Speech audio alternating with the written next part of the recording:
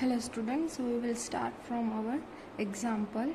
On whole topic are clear in our syllabus, in our this chapter, properties of matter. Now just example is left. After that there are MCQ and one line question that you can read. If any doubt is there still, so you can ask me.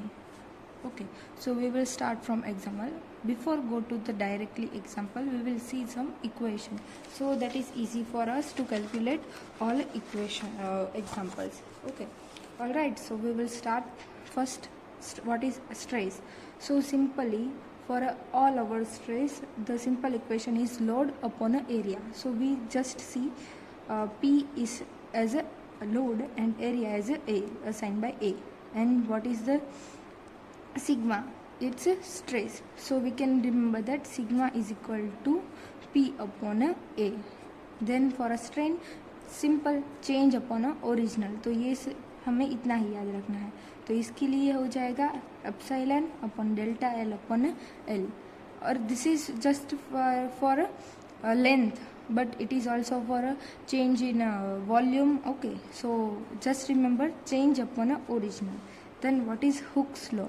So Hooke's law is E is equal to stress upon a strain, और stress proportional to strain ऐसा दिखाता. ठीक है, proportional to strain. और फिर proportionality को हटाने के लिए हमने कांस्टेंट दिया, दैट इज मॉड्यूलस को इंट्रोड्यूस किया. तो ये मॉड्यूलस है, वो हमें किसी भी मटेरियल की इलास्टिसिटी को वो दिखाएगा थ्रू दिस मॉड्यूलस. तो हमें ये याद रखना है. ठीक है, that first we can remember stress proportional to strain, that is Hooke's law. और इक्वेशन में E is equal to that is modulus is equal to stress upon a strain. फिर पोजिशन रेशियो क्या है?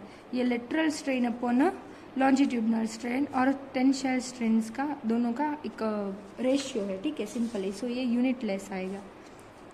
अब उसको कैसे असाइन किया है? Poisson ratio is equal to 1 upon m is equal to delta D upon D delta L upon L. तो इसमें भी क्या है? Change in diameter upon original. तो ये लेटरल स्ट्रेन है हमारा. ओके, और ये हमारा लॉन्जिट्यूडनल स्ट्रेन.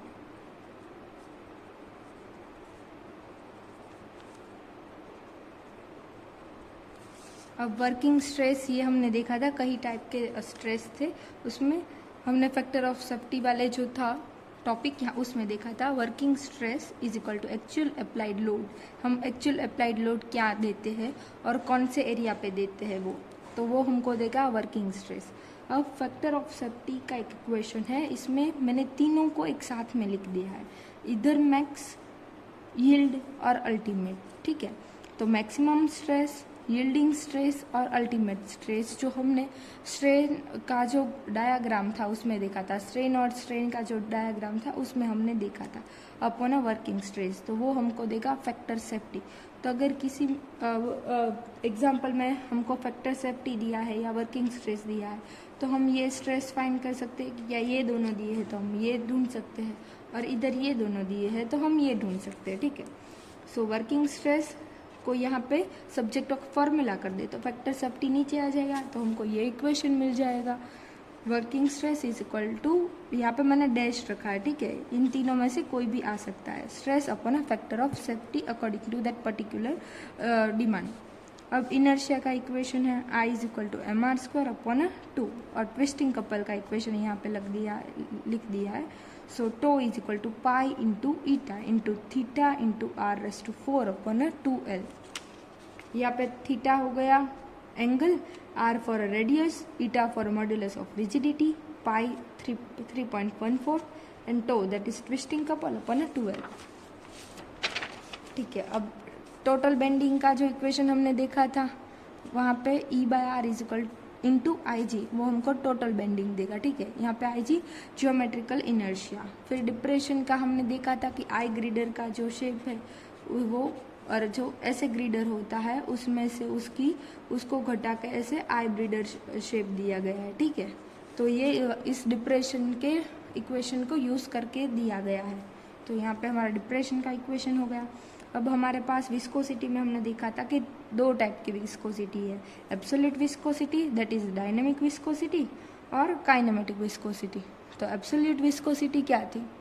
एब्सोल्यूट विस्कोसिटी थी mu is equal to tau, that is shear stress upon जो वेलोसिटी ग्रेडियंट था। तो ये हो गया हमारा डायनेमिक विस्कोसिटी या एब्सोल्यूट विस्कोसिटी। अब जो ये डायनेमिक विस्कोसिटी हमको मिला म्यू, उसको अगर हम डेंसिटी ऑफ फ्लूइड से डिवाइड कर दें तो हमको मिल जाएगा हमारा kinematic viscosity, that is V, that is dynamic viscosity upon density of fluid मिलता है, ठीक है, is equal to mu upon rho metre square upon second, दोनों साइड उसके यूनिट लिखे हैं। फिर rate of flow of liquid क्या होगा, so V is equal to pi P, that is pressure और load, r⁴ upon 8 mu L. अब सम relation यहाँ पे है, ये इसको ढूंढ के अगर एक मटेरियल का हमको रेट ऑफ फ्लो पता है, दूसरे का पता है, तो हम दोनों को कंपेयर करके अगर उसका कोफिशिएंट पूछा हो तो ये कोफिशिएंट हम ढूंढ सकते हैं, कोफिशिएंट ऑफ विस्कोसिटी, उसका प्रेशर ढूंढ सकते हैं, उसका रेडियस फाइंड कर सकते हैं, ठीक है, और उसकी लेंथ भी हम ढूंढ सकते हैं। तो ऐसे कंपैरिजन करके हमको वो मिलता है। तो यहाँ पे फिर उसके जो लास्ट में हमने रिलेशन देखे थे वो कुछ रिलेशन दिए हैं, ठीक है, ये यहाँ पे रो है। तो अब हमने पूरा जो इक्वेशन वाला पार्ट था वो देख लिया। तो now we will go through directly examples. Okay, तो मैंने पहले एक है वहाँ पे सारे एग्जाम्पल्स लिख दिए, तो हम 1 बाय 1 उसको देखते जाएंगे और फिर उसको कैलकुलेट करते जाएंगे, ठीक है।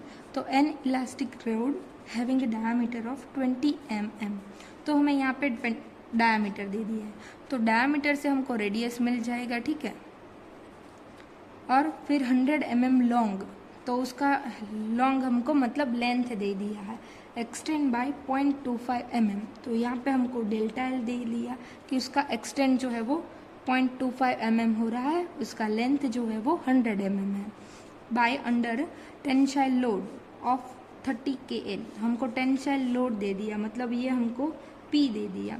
Find the stress strain and elastic modulus for the material of the road. अब हमको क्या ढूंढना है, तो एक तो स्ट्रेस ढूंढना है, फिर उसका स्ट्रेन ढूंढना है, और एट द एंड हमको उसका इलास्टिक मॉड्यूलस ढूंढना है।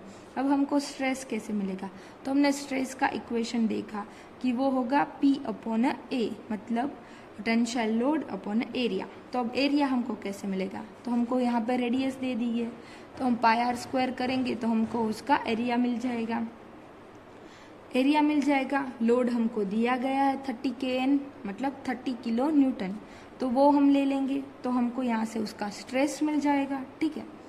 फिर स्ट्रेन जो है वो हमको दे दिया है original length, change in length, तो हमको चेंज अपॉन ओरिजिनल दे देंगे तो स्ट्रेन मिल जाएगा। जब स्ट्रेस और स्ट्रेन मिल जाएगा तो सिंपली हमको इलास्टिक मॉड्यूलस मिल जाएगा। तो अब हम सिंपली स्टार्ट करते हैं, ठीक है, कैलकुलेशन हमारा।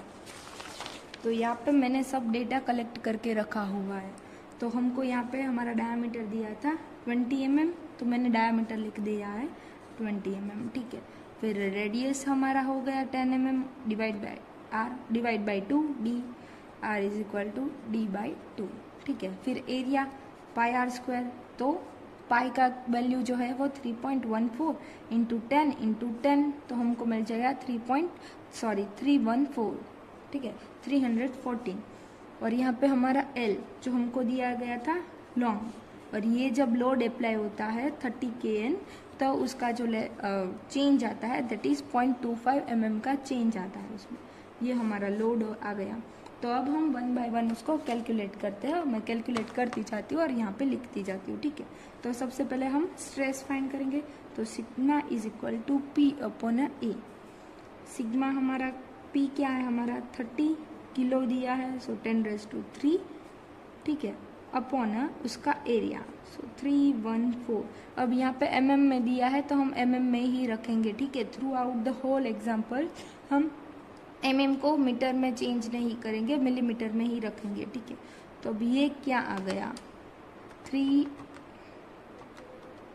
डिवाइड बाई 314, तो ये आ गया हमारा 95.54, 95.54, ठीक है। तो अब इसका यूनिट क्या होगा, इसका था जो न्यूटन mm², ओके। अब काउंट क्या, अब हमको क्या कैलकुलेट करना है, that is strain. So epsilon is equal to delta L upon L. Delta L क्या है हमारा 0.25 mm अपॉन 100 mm। तो पहले तो ये यूनिटलेस क्वांटिटी हो जाएगा, ठीक है, क्योंकि ये जो है वो सिंपली चेंज और लेंथ का रेशियो है, ठीक है, स्ट्रेन। तो स्ट्रेन का कभी कोई यूनिट नहीं होगा, it is just ratio of a same quantity, ठीक है। तो डेल्टा एल अपॉन एल, हमारा डेल्टा एल क्या है 0.25 डिवाइड बाई 100, तो ये तो हमको मिल गया सिंपली, ठीक है। अब हमको क्या करना है, इसको इससे डिवाइड कर देना है, तो हमको हमारा मिल जाएगा elastic modulus.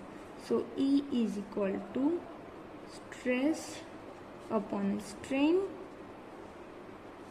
Is equal to sigma upon epsilon is equal to 95.54 divide by 0.0025। So 95.54 divide by 0.0025, 38216, ठीक है। तो ये हमको मिला 38216 न्यूटन अपॉन mm स्क्वायर। अब अगर हम उनको सिंपली हमको लिखना है तो हम ये लिख सकते हैं कि 0.382 इंटू 10⁵ न्यूटन mm स्क्वायर, ठीक है। ये हो गया हमारा फर्स्ट एग्जाम्पल काउंट। अब हम जाते हैं सेकेंड वाले में। तो पहले सेकेंड का हम जो है वो देख लेते हैं। अ steel road 25 mm in a diameter and 2 mm long is subjected an axial pull of 45 kN। तो हमें यहाँ पे एक्सियल पुल मिल गया, ठीक है। Find the intensity of stress, strain and elongation take E is equal to 200 kilo newton upon mm square. तो अब हम डेटा कलेक्ट करते हैं। पहले तो हमें रोड का यहाँ पे डायमीटर मिल गया, तो हमको यहाँ से हमारा रेडियस मिलेगा 12.5 mm, ठीक है। फिर हमको लेंथ मिल गया कि वो 2 मीटर लॉन्ग है। सब्जेक्टेड एन एक्शियल पुल, तो यहाँ पे हमको पुल मतलब हमारा लोड P मिल गया। Find the intensity of stress, strain, elongation. यहाँ पे आप सोच रहे कि इलोंगेशन क्या है, तो जो वो एक्सटेंड हो रहा है, जब वो हमने लोड सस्टेन किया, उस पर सस्पेंड किया, तो जो है उसका ड्यू टू लोड उसकी लेंथ में जो कोई भी वेरिएशन आ रहा है, चेंज आ रहा है, तो वो इलोंगेशन में है, तो ठीक है। तो ये हमको देगा delta L. So actually we have to find this delta L, take. तब हमको उसका जो इलास्टिक मॉड्यूलस दिया गया है that is E is equal to 200 kilo newton mm square, ठीक है। तो हम ये ले लेते हैं। तो अब हम यहाँ पे आ जाते हैं। तो पहले तो हमको यहाँ पे अगर हम देख ले तो हमें जो रेडियस दिया गया है वो mm में दिया गया है, ठीक है। बट अगर हमें लेंथ जो दिया गया है वो किस में दिया गया है, तो वो हमको मीटर में दिया गया है। तो हमको ये मीटर को जो है वो mm में कन्वर्ट करना पड़ेगा। जैसे मैंने बोला कि सभी जो है वो एग्जाम्पल में mm ही लिया गया है। So we will go through like that. So diameter is 25 mm, radius is 12.5 mm हो गया। अब उसका एरिया हम अगर दे तो pi r square is equal to 3.14 into 12.5 into 12.5, ये मैंने काउंट करके लिखा है, ठीक है। हम देख लेते हैं ये भी। सो 12.5 इंटू 12.5 इंटू 314 ये आ गया, ठीक है। और mm में है, सो 490.625। अब हमको इलास्टिक मॉड्यूलस तो यहाँ पे दिया गया है, हमको लोड भी दिया है, सिर्फ इसको हमको कन्वर्ट करना है। So L is equal to 2000 mm, okay. ये हमारी लेंथ आ गई। तो सबसे पहले हम क्या ढूंढेंगे, स्ट्रेस ढूंढेंगे, फिर स्ट्रेन ढूंढेंगे। तो स्ट्रेन में हमको इलोंगेशन वाला जो है वो मिलेगा, ठीक है। तो सबसे पहले स्ट्रेस का जो इक्वेशन है that is P upon A। तो हमको एरिया तो है हमारे पास, एरिया हमने रख दिया है, ठीक है। तो हम एरिया लिख देते हैं यहाँ पे और स्ट्रेस लिख देते हैं, दैट इज लोड लिख देते हैं।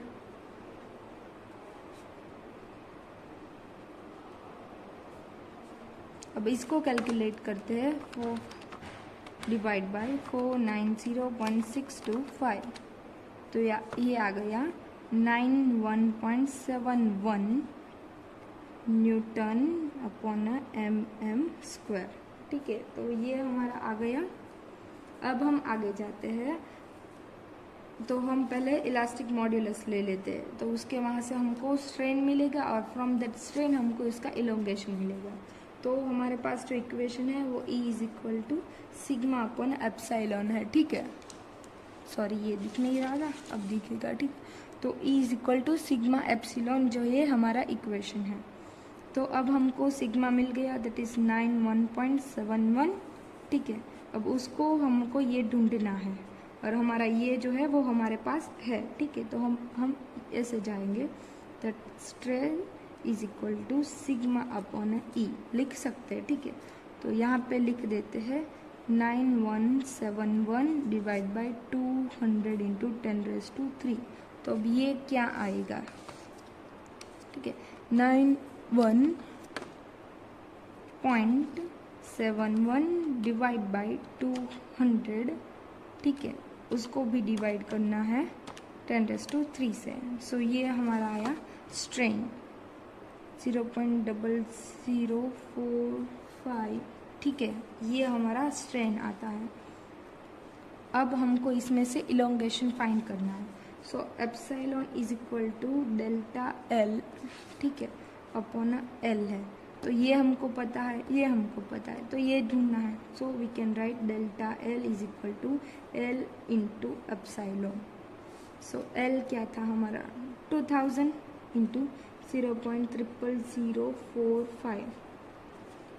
सो 2000 इंटू 0.0045 0.9 जो है वो हमारा 0.9 mm जो है वो हमारा इलोंगेशन आता है। ठीक है, तो we will got our elongation. और पॉइंट में कुछ चेंज होगा तो आप देख लीजिएगा, क्योंकि मैं पूरा जो डिजिट ले रही हूँ तो मैं भी उसमें थोड़ा सा चेंज आएगा, बट आगे के जो डिजिट है वो सेम रहेगा। ठीक है, तो ये अब हमने 2 एग्जाम्पल काउंट कर लिए हैं। अब हम तीसरे एग्जाम्पल पे जाते हैं। सो यहाँ पे third example is that 1.3 that is okay A 50 mm diameter of a steel road. तो हमें अगेन डायमीटर दे दिया गया है। ठीक है, when subjected to an axial tensile force develop a strain of 0.05 into 10⁻³ find the value of tensile force. तो हमें यहाँ क्या करना है, टेंसाइल फोर्स मतलब हमको क्या ढूंढना है, पी लोड ढूंढना है। ठीक है, अब हमें स्ट्रेन दे दिया गया है, सो हमको यहाँ पे से एप्सिलॉन दे दिया गया है। ठीक है, हमको ई भी मिल गया है, यहाँ से हमको ए भी मिल जाएगा।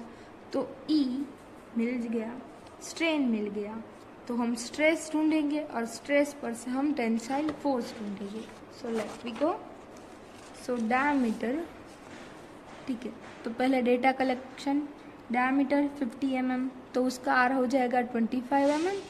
सो एरिया काउंट करते हैं, सो दैट इज 1962.5 mm। ठीक है, 25 इंटू 25 इंटू 3.14, तो ये आ गया हमारा एरिया mm में। अब स्ट्रेन दिया गया है, हमको इलास्टिक मॉड्यूलस भी दे दिया है, टेंसाइल स्ट्रेस हमको फाइंड करना है और टेंसाइल फोर्स हमको पी जो है वो फाइंड करना है। तो इसका इक्वेशन, स्पेशली स्ट्रेस का इक्वेशन क्या होता है, that is sigma is equal to P upon A. ठीक है, और इलास्टिक मॉड्यूलस का इक्वेशन होता है E is equal to sigma upon epsilon. तो ये दिया गया है, ये भी दिया गया है, तो सिर्फ हम ये ढूंढेंगे, उसके बाद से एरिया रख देंगे तो हमको पी मिल जाएगा। ठीक है, सो ई हमको दिया है 200 into 10⁻³ is equal to sigma upon epsilon that is 0.05 into 10⁻³ अब सब्जेक्ट ऑफ फॉर्मूला जब इसको करते हैं, इसको यहाँ पे मल्टीप्लाई कर देंगे, सो आएगा सिग्मा इज इक्वल टू 200। ये 3 हम कैंसिल कर देते हैं। ठीक है, क्योंकि ये माइनस में है, ये प्लस में है, इनका मल्टीप्लिकेशन होगा तो प्लस माइनस दोनों चले जाएंगे। तो सिर्फ हम ऐसा लिख सकते हैं 200 टू 0.05, फिर भी मैं लिख के दिखा देती हूँ 10⁻³ -3 इंटू 10⁻³ +3। ठीक है, तो ये दोनों चले जाएंगे, सिर्फ इतना ही बचेगा। तो क्या आएगा 200 इंटू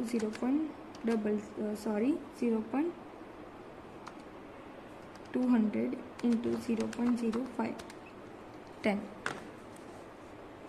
तो हमको यहाँ पे हमारा सिग्मा मतलब कि स्ट्रेस क्या मिला 10 न्यूटन पर mm स्क्वायर। अब जैसे कि हम आगे बढ़ते हैं तो क्या करना है हमको, अब सिग्मा को a से मल्टीप्लाई करना है। जैसे हम सिग्मा को a से मल्टीप्लाई करेंगे हमको p मिल जाएगा। तो equation sigma is equal to p upon a था, अब ये मिल गया, ये भी मिल गया है हमको, तो ये हम ढूंढ सकते हैं, ठीक है। So p is equal to sigma into a। Sigma हमें मिला 10 इंटू हमारा जो था वो एरिया 1962.5, ठीक है। सो 19625 न्यूटन, ठीक है। अब इसको चेंज करें तो क्या होगा 19.625 किलो न्यूटन, ठीक है। तो ये हमको मिल गया हमारा टेंसाइल फोर्स। अब फोर्थ वन पे हम जाते हैं। तो फोर्थ का पहले हम देख लेते हैं। A cast iron has an external diameter of 25 mm। तो हमको डायमीटर मिल गया। Has a crushing strength of 600 newton metre square. If the factor of a safety is 6। मैंने आपको बोला था कि अगर हमको फैक्टर ऑफ सेफ्टी दिया गया है तो हम वर्किंग स्ट्रेस, कंप्रेसिव स्ट्रेंथ जो भी डिमांड है वो उसके इक्वेशन के थ्रू फाइंड कर सकते हैं, ठीक है। Then calculate the self compressive load that column with strength, ठीक है। तो मैं यहाँ पे आपको वो इक्वेशन एक बार दिखा भी देती हूँ, ठीक है। तो ये जो इक्वेशन है वो हम यूज़ करेंगे। यहाँ पे वर्किंग स्ट्रेस है, यहाँ पे आएगा कंप्रेसिव स्ट्रेस। यहाँ पे जो स्ट्रेस हमको दिया गया है that is 600 Newton mm square, जो क्रशिंग स्ट्रेंथ दिया गया है, ठीक है। मे बी अल्टीमेट स्ट्रेंथ हो सकता है, ठीक है। तो यहाँ पे आएगा crushing stress upon a factor of safety, तो हमको मिल जाएगा वर्किंग स्ट्रेस, ठीक है। सो डायमीटर हम पहले ले लेते हैं, ठीक है। That is 25 mm। तो रेडियस आ गई 12.5 mm। यहाँ पे आएगा 490.625 उसका एरिया, ठीक है, अगर ये काउंट करते हैं तो। सो 3.14 इंटू 12.5 इंटू 12.5, तो ये हमारा गया 490.625 उसका एरिया। अब उसकी क्रशिंग स्ट्रेंथ और स्ट्रेस हमको दे दिया गया, दैट इज 600 न्यूटन पर mm स्क्वायर, और फैक्टर ऑफ सेफ्टी दे दिया गया। तो सिर्फ हमको उसका कंप्रेसिव स्ट्रेस फाइंड करना है, ठीक है। तो अब हम उसका कंप्रेसिव स्ट्रेस फाइंड करते हैं, ठीक है। तो हमें यहाँ पे इस इक्वेशन में सिर्फ वैल्यू सब्स्टिट्यूट कर देना, ठीक है। तो वो जो है वो 600 अपॉन 6, तो सिंपली यहाँ पे आ जाएगा 100 न्यूटन, ठीक है। 100 न्यूटन पर mm स्क्वायर। ये जो स्ट्रेस था फैक्टर ऑफ सेफ्टी था, फैक्टर ऑफ सेफ्टी का तो कोई यूनिट नहीं था, तो न्यूटन पर mm स्क्वायर यहाँ पे आ गया। अब ये हमको क्या मिला, ये जो मिला है वो हमको सेफ कंप्रेसिव स्ट्रेस मिला है, ठीक है। ये मैं शॉर्ट में लिख रही हूँ, सेफ कंप्रेसिव स्ट्रेस हमको मिला है। अब ये जो है वो हम कह सकते हैं कि हमको जो है वो सिग्मा कंप्रेसिव मिला है, दैट इज 100 न्यूटन पर mm स्क्वायर। अब हमें क्या ढूंढना है, हमें ढूंढना है P कंप्रेसिव यानी लोड ढूंढना है, ठीक है। तो हमारे पास इक्वेशन है P अपॉन A। तो अगर हम इसको यहाँ से मल्टीप्लाई कर देंगे तो हमको P कंप्रेसिव मिल जाएगा, ये वाला मिल जाएगा। So P compressive is equal to sigma into A. So sigma हमको मिला 100 न्यूटन, ठीक है, इंटू ए हमारा क्या है 490.625। अब इसका जो अपन mm था ये mm में था, ये कैंसिल हो जाएगा तो सिर्फ हमको न्यूटन में मिलेगा, ठीक है। सो 100 इंटू 490.625, ये हमको मिल गया 6.62.5 न्यूटन। तो अब इसको हम कर सकते हैं 49.0625 किलो न्यूटन, और simply we can write 49 kilo newton, okay. तो ये हमको मिल गया, ये जगह कम थी तो मैंने इसमें लिख लिया है, ठीक है। अब हम दूसरे इक्वेशन पे हो जाते हैं। सो हम अब जाते हैं एग्जाम्पल 5 पे। तो पहले हम देख लें एग्जाम्पल 5 का।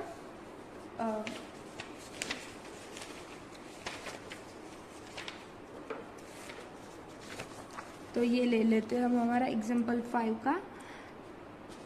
एग्जाम्पल 5 की क्या हमसे क्वेश्चन पूछा गया है, ठीक है। सो 2.5 mm डायमीटर दिया गया है किसका, एक ब्रास के रॉड का। Was subjected to a tensile load, वो टेंसाइल लोड से सब्जेक्ट किया गया है, ठीक है। वो उसका टेंसाइल लोड यानी हमको P दे दी गया है 30 kilo newton. The extension of the rod was found to be 0.15 mm। तो यहाँ पे हमको उसका एक्सटेंशन दिया है, दैट मीन्स डेल्टा एल हमको प्रोवाइड कर दिया गया है, ठीक है, इन अ लेंथ ऑफ 250 mm। तो हमें यहाँ पे एल भी दे दिया है।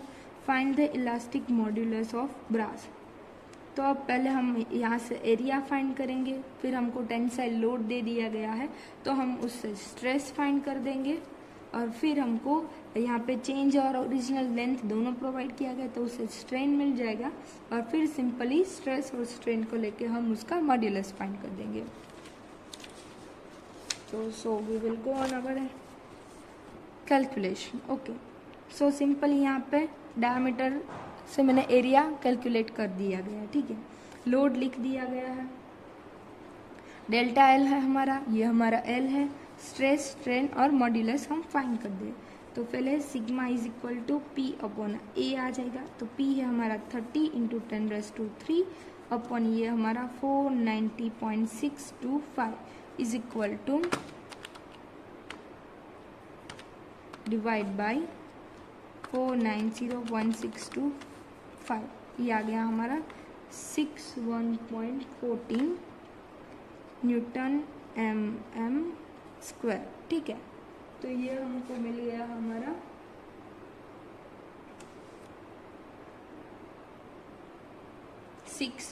1.14। आपके जो इक्वेशन में थोड़ा सा चेंज मिल जाएगा, ये पॉइंट के बाद यहाँ पे 6 लिखा गया है, ठीक है। तो अब ये हमको मिल गया हमारा स्ट्रेस। अब हम जाते हैं स्ट्रेन पे। तो epsilon is equal to delta L upon L. तो हमारा डेल्टा एल क्या है, 0.15 m। 0 लिखे ना लिखे कोई फर्क नहीं पड़ता, ठीक है, अपॉन 250 mm, क्योंकि पॉइंट के बाद का जो भी 0 होगा वो वी कैन निगलेक्ट इट, और ना लिखे तो भी कोई फर्क नहीं पड़ता। सो 0.15 डिवाइड बाई 250, ये हमारा आ गया स्ट्रेस 0.0006, ठीक है। तो अब इन दोनों का सिंपली हमको ले लेना है ratio. So E is equal to sigma upon epsilon, so 61.14 upon 0.0006 is equal to 61.14 divide by 0.0006, that is 101900। तो हम लिखते हैं 101900। यहाँ पे चेंज आता है थोड़ा सा, क्योंकि मैंने जो है यहाँ पे मेरे ये पॉइंट में चेंज आया था। आपकी बुक में जो है वो 61.16 लिया गया है, और इसकी वजह से जब इसको इसके साथ डिवाइड करते हैं तो थोड़ा सा चेंज आता है। सो 61.1645 डिवाइड बाई 0.0006 ये आता है, ठीक है। तो यहाँ पे आपको 4 आता है जो मेरे में नहीं आता, तो आप अकॉर्डिंग टू बुक जाएगा तो आप देख सकते हैं कि ये पॉइंट वाले की वजह से इसमें थोड़ा सा चेंज हो रहा है। तो ये आता है मेरा आंसर, ठीक है। अब इसको हम के में कन्वर्ट कर देते हैं, किलो में कन्वर्ट कर देते हैं, ठीक है, और ऐसे भी रख सकते हैं। अगर किलो में कन्वर्ट करना है तो we can write 101.9 kilo newton mm square, ठीक है। और नहीं लिखना है तो सिंपली उसको न्यूटन पर mm स्क्वायर, और आपकी बुक का जो आंसर है वो 101940 ये रहेगा, ठीक है। अब हम 6th पे जाते हैं। सो 6 के जो इक्वेशन में मतलब क्वेश्चन में जो पूछा है, तो length of wire increase by 27 mm। तो यहाँ पे क्या कहा गया है कि लेंथ का जो वायर है वो 27 mm इंक्रीज हो रहा है, ठीक है। तो हमको पहले से उसका एक्सटेंशन दे दिया गया है कि वो कितना एक्सटेंड हो रहा है। When a certain weight is hang from it what will be the increase in a length of another wire. अब बोला गया है कि अगर सेम वेट लिए और दूसरे किसी वायर पे जो सेम मटेरियल से बना गया है, सेम लेंथ का है, उस पे दिए, उस पे सस्पेंड करिए या उसको पुल मतलब सब्जेक्ट टू फोर्स रखें। What will be the increase in a length of another wire of the same material. ये देखिए, अगर सेम मटेरियल लिया गया है तो उसका जो इलास्टिक कांस्टेंट होगा, इलास्टिक मॉड्यूलस होगा, that will be same for a particular material. अगर हम वुडन ले लेते हैं तो सभी वुडन के लिए उसका जो इलास्टिक मॉड्यूलस होगा वो सेम होगा, रबर के लिए, प्लास्टिक के लिए, ठीक है। For a particular thing modulus जो है वो उसका सेम रहेगा। सो यहाँ पे हमको दे दिया है सेम मटेरियल, सो उसका ई जो है वो दोनों के लिए सेम होगा, ठीक है। एंड सेम लेंथ, तो अब यहाँ पे बोला है सेम लेंथ, तो एल भी दोनों में कैसा रहेगा, सेम रहेगा। But having a 3 times the original radius, तो पहले की जो रेडियस थी उससे यहाँ पे उसकी रेडियस जो है वो 3 times मोर है। इस हैंग विथ सेम वेट, और वेट जो लिया है मतलब पुल जो लिया है, फोर्स जो प्रोड्यूस किया गया है वो जो है वो सेम दिया गया है, ठीक है। तो अब हम इसके लिए क्या करेंगे, तो पहले तो डेल्टा एल हमको दे दिया गया है 27 mm। तो पहले हम ऐसा अज्यूम करते हैं क्योंकि हमको दिया गया है कि लोड हमको सस्पेंड करना है, बट कितना लोड करना है वो हमको नहीं दिया गया। तो हम लेते हैं कि 1 न्यूटन जो है वो हम अज्यूम करते हैं कि 1 न्यूटन फोर्स जो है वो हम अप्लाई करें। जब हम 1 न्यूटन फोर्स अप्लाई करें तब R1 = RMM लिया गया है, ठीक है। ये भी हमने अज्यूम कर लिया है। अब सेकेंड टाइम देखें कि जो दूसरा वायर है जो है वो R2 वो 3 times दी फर्स्ट वन वाले वायर की रेडियस से है, ठीक है। सो R2 = 3 × RMM, 3 times of original radius. तो L1 = L, E1 = E2, और डेल्टा L2 जो है वो हमको फाइंड करना है कि 2 वायर लेते हैं हम, सेम मटेरियल के लेते हैं, उसकी रेडियस जो है वो चेंज है, मतलब ठीक है, उसका जो क्रॉस सेक्शन होगा वो पहले से क्रॉस सेक्शन ज़्यादा होगा, तो उसका एरिया जो है वो चेंज होगा। तो उसकी वजह से जब हम सेम वेट सस्पेंड करते हैं तो कोई चेंज आता है कि नहीं आता है, और चेंज आता है तो कितना आता है दोनों में, वो हमको कैलकुलेट करना है, ठीक है। तो पहले तो हम कहाँ से स्टार्ट करेंगे वो देखते हैं, और हुक्स लॉ हमको याद रखना है। यहाँ पे जो है वो हुक्स लॉ का यूज़ किया गया है। तो पहले हमने ये सब हमने कैलकुलेट कर लिया। अब E = σ/ε, हुक्स लॉ, ठीक है। P/A स्ट्रेस हो गया, एप्सिलॉन डेल्टा L/L हो गया। तो अब फर्स्ट वन के लिए हम डेल्टा L को सब्जेक्ट ऑफ फॉर्मूला बनाते हैं, ठीक है। सो डेल्टा L = P × ये जो L है वो ऊपर चला जाएगा, ए जो है वो नीचे आ जाएगा, और उसके साथ ई चला जाएगा, इसको हम जाने देते हैं, ठीक है। अब इन दोनों को कंपेयर करें, ये ए नीचे आ जाएगा, ये एल ऊपर चला जाएगा, डेल्टा एल हमको इस तरफ डाल देते हैं और ई हम नीचे ले लेते हैं। तो ये हमारा इक्वेशन ये आ गया डेल्टा एल का, ठीक है। अब ये अगर हम सोचें कि ये डेल्टा L1 के लिए है, तो डेल्टा L2 के लिए क्या होगा, delta L2 = P × L। Length दोनों की सेम है, प्रेशर मतलब जो लोड दिया गया है वो भी सेम लिया गया है। एक क्या इसमें है, एरिया में चेंज है, तो हम वहाँ पे A1 लिख देते हैं, इलास्टिक मॉड्यूलस भी सेम रहेगा, तो ये A2 और ये E। अब इन दोनों को हम रेशियो ले लेते हैं, ठीक है। So delta L2 delta L1, delta L1 है हमारे पास, उसको यहाँ पे भेज देंगे तो डेल्टा L2 मिल जाएगा हमको। सो अब यहाँ पे ही देख लेते हैं, ठीक है। अब ये जो सेम चीज़ें वो कैंसिल हो जाएगी जब रेशियो लेंगे, तो P चला जाएगा, L चला जाएगा और E चला जाएगा, तो सिर्फ हमारे पास बचेगा A1/A2। अब ये कैसे होगा, क्योंकि ये जो है वो डिनोमिनेटर में है, ये भी डिनोमिनेटर में, तो हम जो रेशियो ले रहे हैं वो डेल्टा L2 से L1 का ले रहे हैं, तो डेल्टा L2/डेल्टा L1 ऐसा होगा। PLA2E अपॉन PLA1E, ठीक है। तो अब ये कैंसिल हो जाएगा सब कुछ, तो A2 अपॉन A1। अब ये जो है वो डिनोमिनेटर में आ जाएगा और ये जो है वो न्यूमरेटर में चला जाएगा, तो ये हमारे पास आ जाएगा। अब हमको हमारे पास रेडियस का है, तो अगर हम इसका लिखेंगे pi r square is equal to pi r square R1 square upon pi R2 square, ठीक है, ये आ गया। अब हमारे पास पाई तो दोनों सेम होंगे, so only R1 square and R2 square he change होगा, ठीक है। तो अब हम ये जो है वो यहाँ पे चला जाएगा, so delta L is equal to delta L1 into R1 square upon R2 square. तो अब हमारा डेल्टा L1 क्या है, दैट इज 27 इंटू R1 हमारा था वो R स्क्वायर और ये था 3R स्क्वायर, ठीक है। तो हम ऐसे लिख देते हैं R अपॉन 3R स्क्वायर, ठीक है। अब तो ये R स्क्वायर चला जाएगा, सिर्फ इसका ही स्क्वायर बचेगा, तो ये हो जाएगा 9। So 27 divide by 9 is equal to 3। So हमारा डेल्टा L2 हमको मिला 3 mm, ठीक है।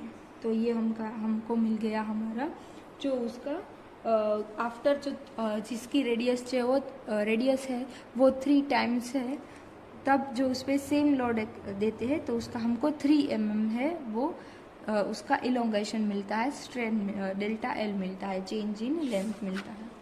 तो अब हम जाते हैं नेक्स्ट क्वेश्चन पे, that is 1.7। So here is your 1.7, ठीक है। If the material having density of 3 gram per centimetre cube, यहाँ पे क्या दिया गया है, उसका डेंसिटी रो दिया है, has a breaking strength 10⁵ newton per metre square, then calculate the length required to break the material under its own weight. अब उसके ओन वेट की वजह से ही उसका जो है वो मटीरियल का हमको ढूंढना है कि उसका ब्रेकिंग लेंथ क्या होगा, कि कितना लेंथ है वो होगा, तो जिसकी वजह से वो ब्रेक होगा, ठीक है। तो सबसे पहले हमको क्या दिया गया है, उसका डेंसिटी दिया गया है, ठीक है। हमको पर्टिकुलर उसका क्या चाहिए, हमको वेट चाहिए। तो वेट का इक्वेशन हमारे पास क्या है, हमको पता है weight is equal to m cross g। अब m को हम डेल्टा रो हमको दिया है, तो रो इज इक्वल टू क्या होगा, m अपॉन v। तो थ्रू m अपॉन v हम काउंट कर सकते हैं कि क्या होगा। तो हम देखते हैं पहले हमारे क्वेश्चन को, डेटा कलेक्ट कर लिया गया है यहाँ पे, ठीक है। So density is equal to 3 gram per centimetre cube. अब rho is equal to m upon v। अगर m ढूंढना है तो v को यहाँ पे चला जाएगा, so v is equal to a cross l होगा, तो हमको यहाँ से वो मिल जाएगा, ठीक है। और फिर तो अब हम देखते हैं, ठीक है। तो सबसे पहले हमको डेंसिटी दिया गया है यहाँ पे, थ्रू डेंसिटी को हम सब्जेक्ट ऑफ फॉर्मूला मतलब v को वॉल्यूम को मल्टीप्लाई करके हम मास ढूंढ सकते हैं, ठीक है। और v को हम a क्रॉस l लिख सकते हैं, तो हमको यहाँ पे l मिल जाता है, तो उसके ऊपर से हम लेंथ ढूंढ सकते हैं, ठीक है। और हमको यहाँ पे स्ट्रेस तो दे दिया गया है, तो सबसे पहले हम इस इक्वेशन का यूज़ करेंगे, W equal to m cross g। तो यहाँ पे m होगा density cross v cross g। अब डेंसिटी को हम लिख सकते हैं, दैट इज v को, सॉरी नॉट डेंसिटी को, तो डेंसिटी रखेंगे क्योंकि इसका तो वैल्यू है हमारे पास, और v को हम लिख सकते हैं a cross l। So rho cross v a cross l cross g, ये मिल गया हमको। अब सिंपल यहाँ पे सब्स्टिट्यूट कर देना है, ठीक है। So sigma is equal to rho cross a cross l cross g upon a। तो ए दोनों चले गए, तो हमारे पास सिर्फ बचता है रो क्रॉस l क्रॉस g, ठीक है। अब यहाँ पे हमको वैल्यू सब्स्टिट्यूट करनी है, बिफोर दैट हम we will make l as a subject of formula. So l is equal to L is equal to sigma upon rho cross g। अब हमको रो यहाँ पे दिया गया है ये, तो सबसे पहले हम इसको kg में और मीटर क्यूब में कन्वर्ट कर लेते हैं, ठीक है। सो 3 इंटू 10⁻³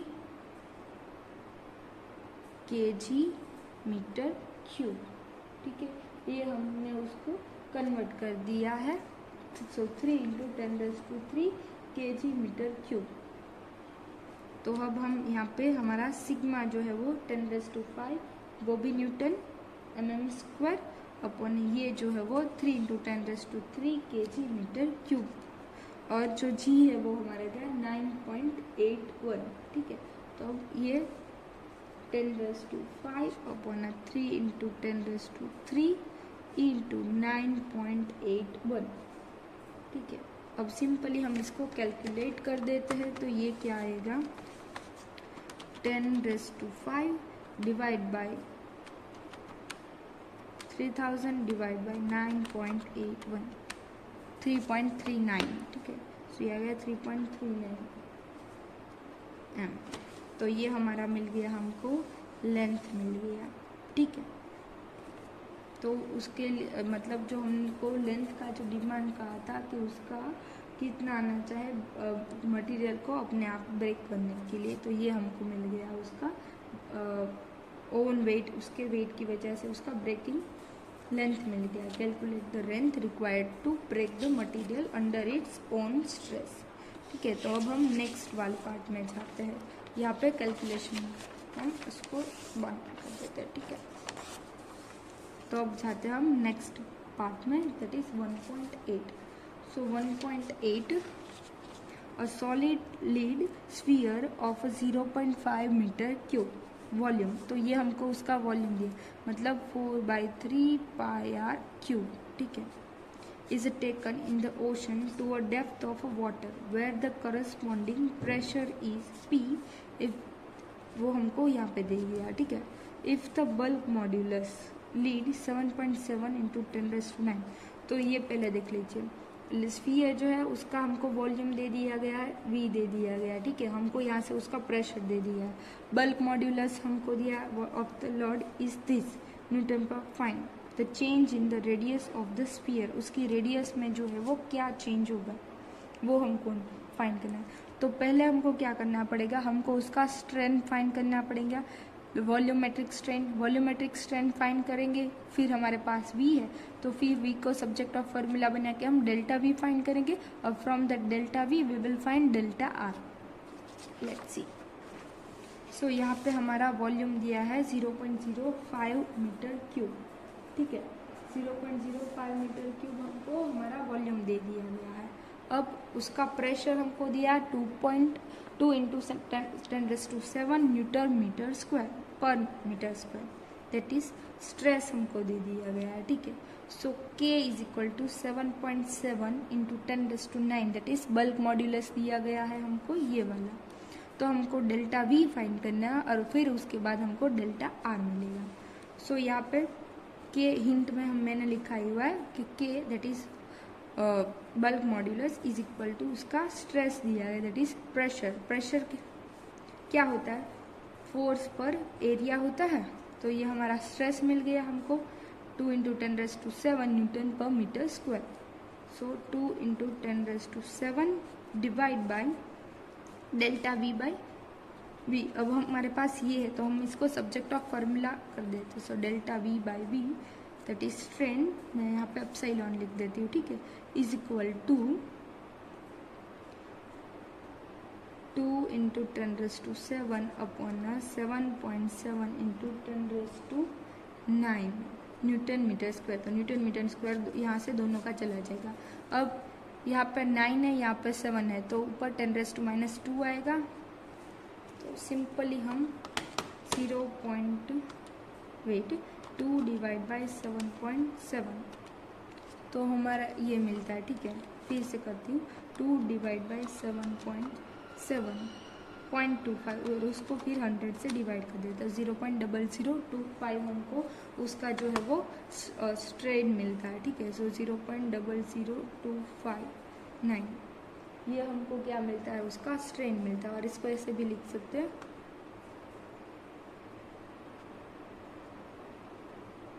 ठीक है। ये हमको हमारा स्ट्रेन मिल गया। अब हम इस इक्वेशन में उसको सब्जेक्ट ऑफ फार्मूला के, तो हमारे यहाँ पे हमको क्या मिलेगा, हमको जो है वो डायमीटर दिया है 1 mm, तो इसको हम रेडियस में कन्वर्ट करेंगे, ठीक है। तो ये आएगा 0.5 mm। अब इसको मीटर में कन्वर्ट कर देंगे तो 0005 मीटर आएगा। तो हम यहाँ पे लिख देते हैं और इसका हमको 10 मतलब 4 टाइम्स उसका लेना है, रेस्ट टू दी फोर्स लेना है, ठीक है। तो अब इसको हम कैलकुलेट करते हैं, ठीक है। तो पहले हम 0.5 को हम कर देते हैं, ठीक है।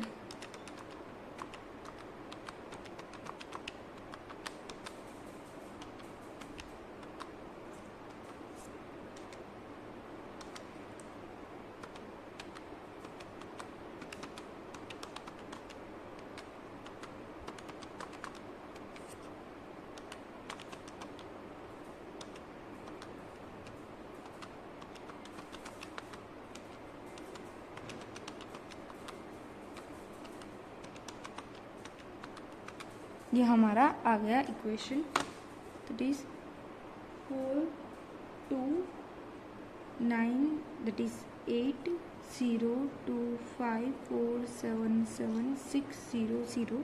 ये हमको मिला इलास्टिसिटी ऑफ मॉड्यूलस और मॉड्यूलस ऑफ रिजिडिटी ईटा। अब यहाँ पे पॉइंट आ रहा है, तो 1 2 3 4 5 6 7 9 10 11, सो 4.28 into 10⁻11 Newton per metre square. ये हमको मिल गया हमारा मॉड्यूलस ऑफ रिजिडिटी, ठीक है। तो अब नेक्स्ट वाले पे हम जाते हैं, दैट इज 10।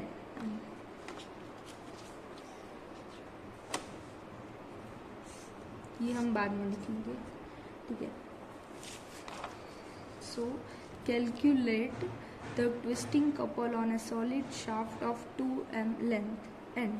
तो ट्विस्टिंग कपल हमको दे दिया गया है, ठीक है, और उसका जो लेंथ हमको ट्विस्टिंग कपल कैलकुलेट करना है। हमने इक्वेशन देखा था, ठीक है। यहाँ पे ट्विस्टिंग कपल का जो इक्वेशन था वो क्या था, ये हमारे पास इक्वेशन था ट्विस्टिंग कपल का यहाँ पर, ठीक है। So calculate the twisting couple on a solid shaft of 2 metre length and 0.10 metre diameter. यहाँ पे डायमीटर दिया है। When it is twisted through an angle of, तो थीटा दिया गया है, radian. The coefficient of rigidity of the material is 9.3 into 10⁻10 newton per metre square. तो rigidity यहाँ पे दी गई है, ठीक है। तो हमको ईटा दिया है। तो अगर थ्रू दैट इक्वेशन हम देखें यहाँ पे, सो टो पाई हमको दिया है, एन हमको दिया है, मॉड्यूलस ऑफ रिजिडिटी दे दिया है, थीटा हमको दे दिया है, ठीक है। r⁴ जो है वो हमको यहाँ से डायमीटर में से मिल जाएगा, सो दैट इज 0.05 हमको दे दिया है। लेंथ भी उसका दे दिया गया है हमको, ठीक है, 2 मीटर। तो सिंपली हमको इसमें सब्स्टिट्यूट कर देना है, तो हमको हमारा ट्विस्टिंग कपल मिल जाएगा। सो 3.14 इंटू ईटा हमको दिया है 9.3 इंटू 10⁻10 इंटू थीटा हमारा 0.015, ठीक है, इंटू उसका रेडियस 0.05 का क्यूब, ठीक है। और सिंपली 2 और इंटू 2 मीटर हो जाएगा। पूरा डेटा कलेक्ट हो गया। Now just calculate. सो यहाँ पे 4 है, ठीक है। 3.14 into 9.3 into 0.015 into 0.05 into 0.05 into 0.05 into 0.05, ठीक है। ये डिवाइड बाय 4। अब ये 10⁻10 इसके मल्टीप्लिकेशन में, तो हम यहाँ से पॉइंट यहाँ पे आता है, ठीक है। तो पहले मैं लिख देती हूँ 0.000000684442 इंटू 10⁻10। सिंपली अब हम यहाँ से 1 2 3 4 5 6 7 8 9 10, सो 68442 इंटू कुछ है नहीं, ठीक है, वो हमने मल्टीप्लाई कर दिया, इंटू ये हमारा आ गया ट्विस्टिंग कपल, ठीक है।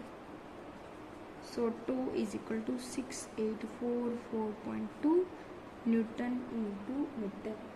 अब आपकी बुक में थोड़ा सा चेंज है, वो डिजिट फुल कंसीडर करने या पाई की वैल्यू की वजह से आता है, ठीक है। तो ये हो गया हमारा लास्ट वाला 10 वाला। अब क्या है कि इसमें यहाँ पे आपके इक्वेशन है वो दोनों सेम हो जाएगा, ठीक है। तो यहाँ पे जो इक्वेशन आपके एग्जाम्पल में अगर आप देखेंगे 1.12 है, that is same as a 1.16। हमने जो 1.16 वाला किया था, जो उसकी लेंथ का जो कंपैरिजन था, हमको ढूंढना था ये वाला है, वो एग्जैक्टली सेम दिया गया है। सो आई स्किप, क्योंकि ये मैंने पहले करवा दिया है। सो अब हमारा लास्ट वाला एक एग्जाम्पल है, दैट इज ये जो विस्कोसिटी पे डिपेंडेड है, ठीक है। तो हम अब वो देखते हैं। देखिए ये जो है वो आपका सेम है, ठीक है। वो एक्चुअली यहाँ पे 1.111 इसलिए आ रहा है क्योंकि आपके में एक जो है वो स्किप हो रहा है, ठीक है। 1.6 से डायरेक्ट 1.8 चला जा रहा है, 1.7 लिखना भूल गए हैं, ठीक है। सो हम यहाँ पे आ जाते हैं। Find the kinematic viscosity of the fluid having specific gravity of 0.95 and dynamic viscosity of 0.012 poise। देखिए अब यहाँ पे जो स्पेसिफिक ग्रेविटी दिया गया है उसका हमको कोई यूज़ नहीं, क्योंकि हमारे इक्वेशन में ग्रेविटी जो है वो हमको कहीं पे काउंट करना ही नहीं है। अब हम काइनेमेटिक विस्कोसिटी कैसे फाइंड करें? तो हमने देखा था कि काइनेमेटिक विस्कोसिटी V जो है वो क्या है, म्यू डिवाइड बाय रो है। तो जैसे हमको म्यू मिलता है वैसे हमको रो सब्स्टिट्यूट कर देंगे तो V मिल जाएगा, ठीक है। तो म्यू जो है वो हमको दिया गया है यहाँ पे डायनेमिक विस्कोसिटी, तो म्यू मिल गया, ठीक है। अब रो जो है वो उसका फ्लूइड का है, वो हमको 9.5 दिया गया है यहाँ पे, हैविंग अ स्पेसिफिक ग्रेविटी। तो ये जो 0.95 है उसको हमने ग्रेविटी मतलब स्पेसिफिक ग्रेविटी दिया गया है, वो हमको दिया गया है उसका विस्कोसिटी। तो उसके ऊपर से हम विस्कोसिटी लिख सकते हैं, दैट इज स्पेसिफिक ग्रेविटी 0.95। तो इसको हम अगर करेंगे तो ये अब रो में होगा 950 kg/m³, ठीक है। तो अब हमको यहाँ से ये सब्स्टिट्यूट कर देंगे, ये सब्स्टिट्यूट कर देंगे तो हमको मिल जाएगा हमारा dynamic velocity viscosity. So V is equal to mu क्या दिया गया हमको 0.012 पॉइस डिवाइड बाई 950 kg/m³, ठीक है। सो